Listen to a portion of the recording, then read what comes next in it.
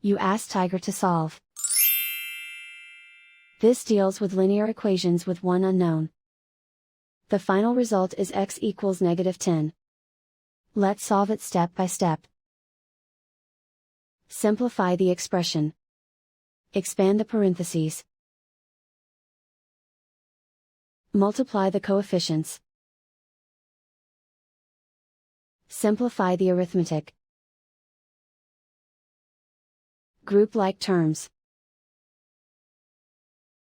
Combine like terms.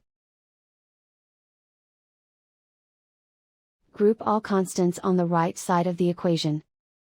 Subtract 7 from both sides. Simplify the arithmetic.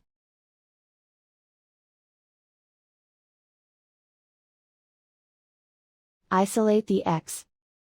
Divide both sides by -3. Cancel out the negatives. Simplify the fraction. Move the negative sign from the denominator to the numerator. Find the greatest common factor of the numerator and denominator. Factor out and cancel the greatest common factor. And so the final result is x equals -10.